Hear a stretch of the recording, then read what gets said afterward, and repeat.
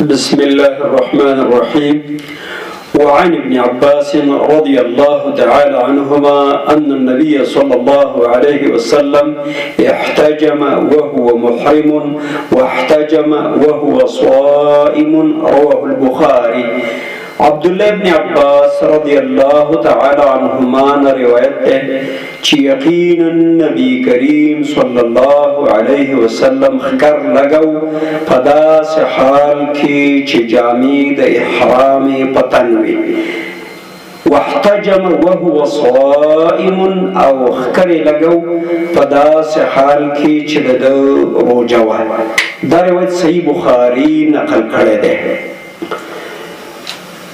دا روایت پا دی باندی دلالت کئی چی که محرم انسان یا روجدار انسان خکر لگوی او اینا ددن طبیب او باسی دخکر پا لگولو چه حجامت ورطاوائی پا دی سر روجا نماتی گی او دا افطر الحاجم والمحجوم پبارکی امام حازمی پال اعتبار نومی کتاب کے نسخ ترجیح ورکڑی دا چه دغا حدیث صحیح منسوخ دے او داولا ناسخ دے.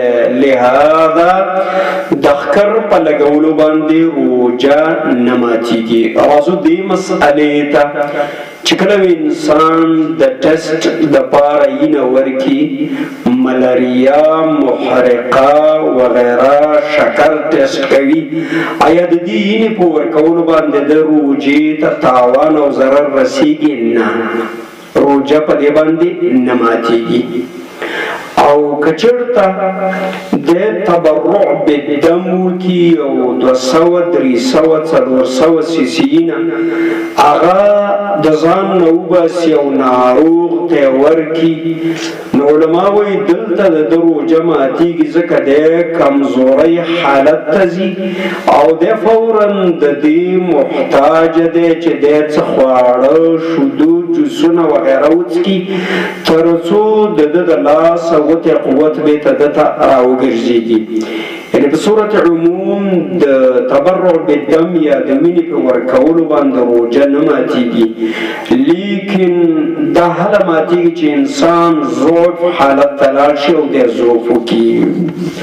بله مسله چې په دې ځای کې ډېره مهمه ګڼو هغه دا ده چې هر مریض چې هغه ته وینه تطبیق شوله د هغه روجه د منځه لاړله. روجهدار مریض او ناروغ چې هغه ته طبیب او ډاکټر اینه ولګوي ډراپ اینه څو سیسي اینه نو دا مستقله غذا ده په دې تبرع بالدم معنی خو روجه نه ماتېدله خو د اینې ځان ته په لګولو باندې چې دته کومه قوت حاصلېږي په هغې سره د دې روجه ماتا شوا.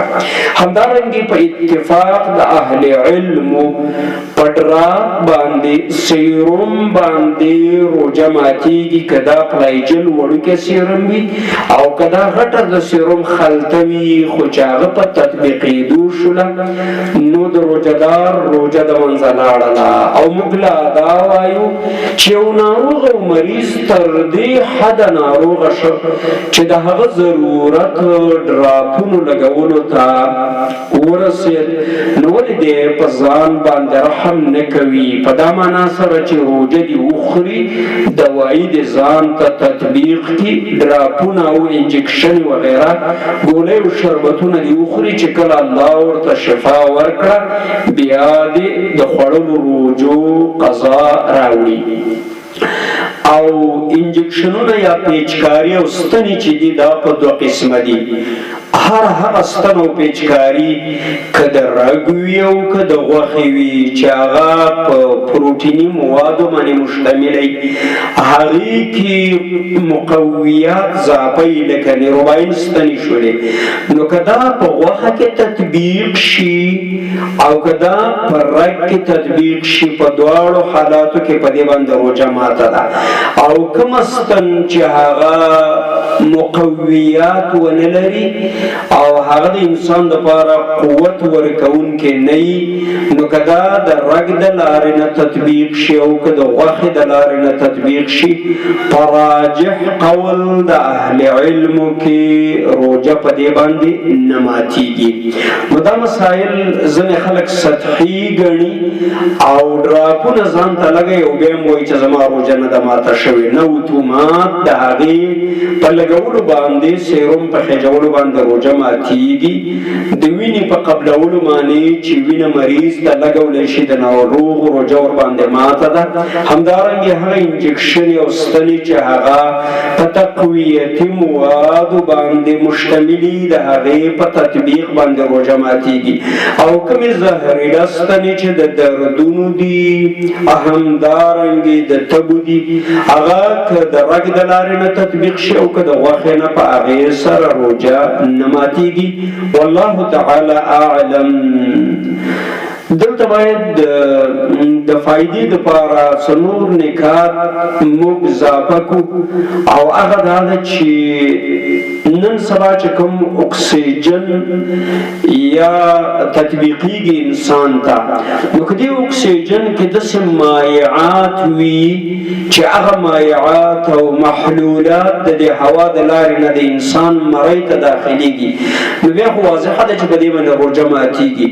لیکن که چېرته یوازې هوا وي، نو لکه څنګه چې په خپل تنفس باندې روژه نه ماتیږي، نو دارنګې رب الشعبي یا د سینې فساد چې بیا انسان ته د سینې د تنفس د جاري کولو دپاره کوم کشکوونکی بوتل ورکړی کېږي چې دا کشکوه او په دې سره بستا هوا د سینې جاري کېږي، نو په دې سره روژه نه ماتیږي. خو که چېرته دا مشتمله وي په داسې موادو باندې چې هغه په مرۍ کې د هغې خوند محسوسیږي یا اثر د هغې معدې ته انتقالېږي، ولو که ډېر معمولي هم ولې نه وي، په هغې سره په راجح قول د اهل علمو روژه ماته ده. وصلى الله تعالى على نبينا محمد وعلى آله وصحابته أجمعين.